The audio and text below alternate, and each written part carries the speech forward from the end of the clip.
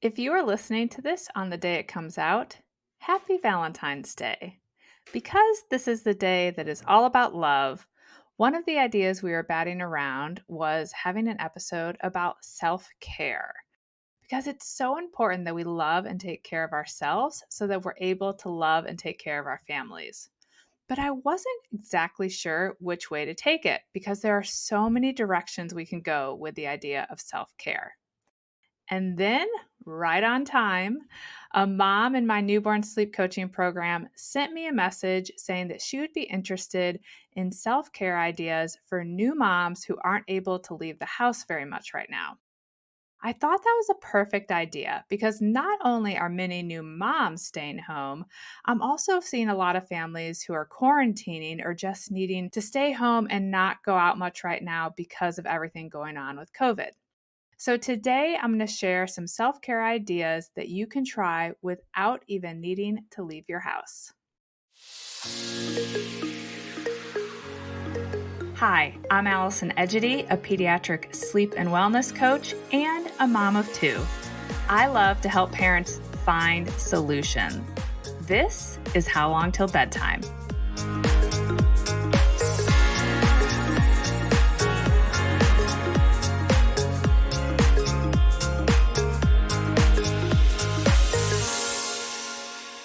I'm going to be honest. My favorite forms of self care are a massage, dinner out with girlfriends, or my absolute favorite, a girls' trip.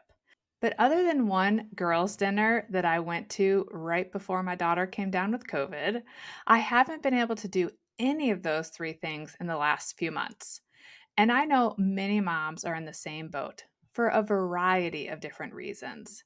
So, today I'm going to share 6 ways that I practice self care at home, otherwise known as the ways I keep my sanity when I'm barely able to leave the house. The first one is the most important one, but probably the one that moms think of the least when it comes to self care because it's really not very exciting. And that's maintaining everybody's bedtimes, including your own. Sometimes when we're all stuck at home because of quarantining, online school, or even just working from home, it's easy to let bedtimes slip. Or on the flip side, if you don't even get home from work until 6 p.m., it's easy to let bedtime slide when there's a lot that you could be doing in the evening. I promise you that maintaining an early bedtime for your child or children not only benefits them, it's the greatest form of self care for you. It opens the door to having time for other forms of self care in the evening. That early bedtime is the easiest way to guarantee that you're going to get some time to yourself each and every day. If you put your baby to bed by 7 p.m., you should have 2 to 3 hours to not only wrap up your to do list, but also to focus on yourself. Plus, it makes it much easier for you to then go to bed on time. And you going to bed on time is really important. I often have moms tell me that this is impossible for them, particularly my working moms and my single moms, because this is the time that they're either doing all the things or they're getting their alone time. But I assure you that this is one of the best forms of self care. Everything is easier and better after a good night of sleep. So please resist doing what I actually did last night, which is staying up and watching a Netflix show until 11 p.m. or later. It may feel like self care in that moment, but it doesn't in the morning. Instead, consider doing my second self care recommendation, and that is reading a good book with a hot cup of tea for 20 to 30 minutes before turning off your lights. This quiet time is something I often feel resistance to, and honestly, I'm not really sure why. But when I do commit to that reading and that cup of tea, which I usually do get done 4 to 5 nights each week, I turn off my lights by 10 p.m. I end up sleeping much better, and I wake up truly feeling like I took care of myself. And it constantly reminds me how much I actually love to read a good book. After I had my girls, I got out of reading for years. And so I almost need that constant reminder that I actually really do love to read for fun. I'll link to a few good books that I've read recently in the show notes. And I'll also link to a few of my favorite caffeine free teas that I like to drink in the evening. If you're a mom with a newborn, I just want to note that your baby may still be going to bed late.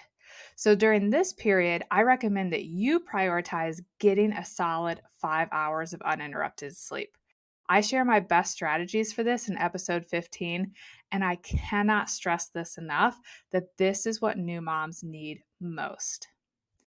My third self care piece might be what's helped me the most so far in 2022, and that is meditation.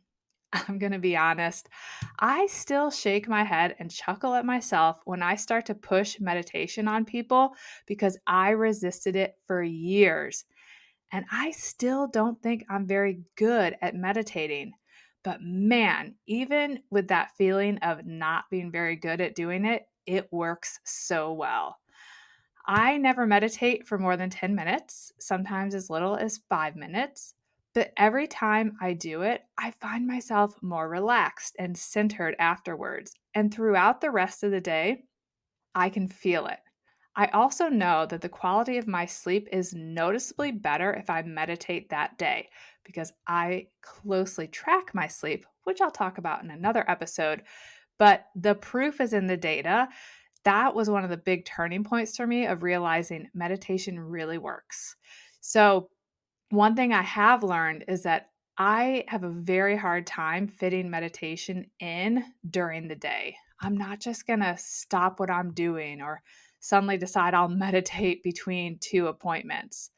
So, what I do find works is that I will either do it first thing in the morning if I'm up before my kids are, or I will do it sometime between their bedtime and mine. So, because I have a few hours there, I'll slide it in there.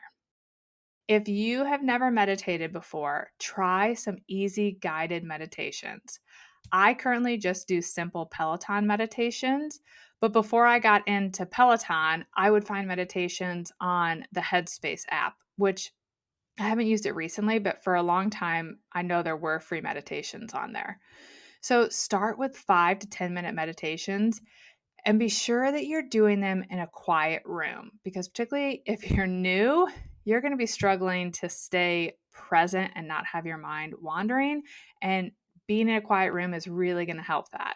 And I'll acknowledge that finding a good window for quiet time is probably the hardest part if you're home with a newborn.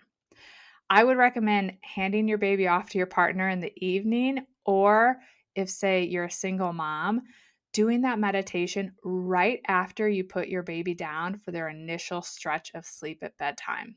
For you newborn moms, and maybe any of the rest of you, I would start by doing bedtime meditations, particularly if you're someone who struggles to fall asleep. So go ahead and set a 5, 10, 15-minute bedtime meditation. Climb into bed. I would do them laying down. I don't do them very much anymore, but I used to do them laying down in my bed. And go ahead and let that meditation put you right to sleep.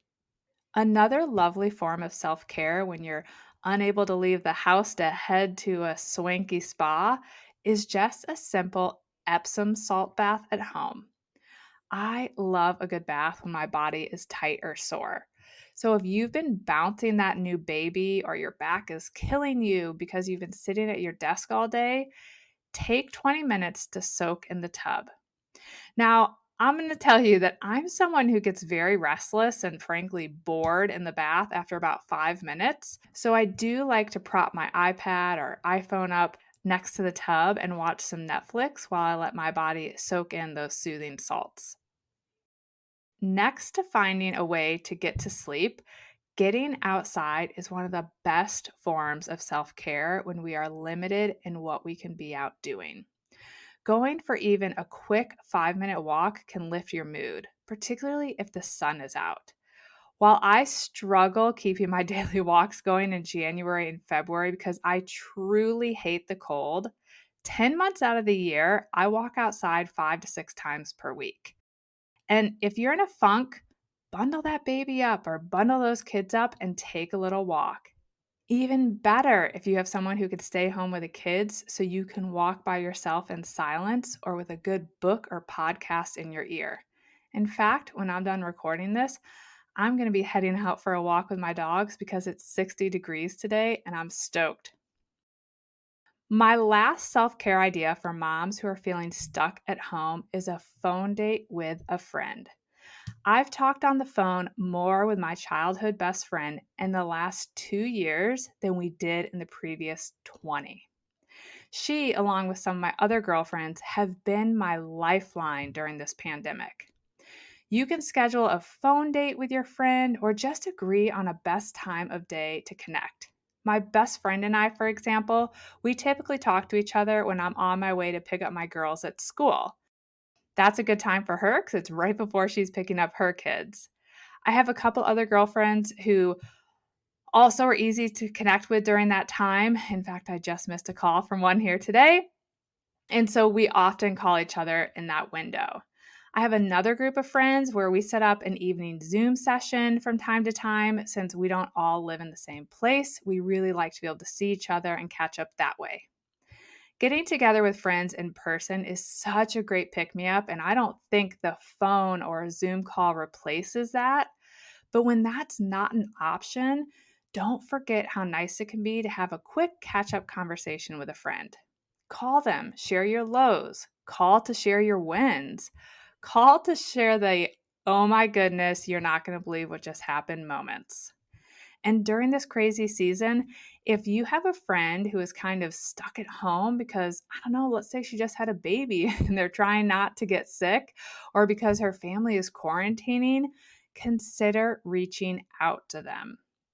As my kids would say, you'll be filling her bucket. At the same time, you'll be filling your own bucket. I want to wrap up by sending you lots of love on this Valentine's Day.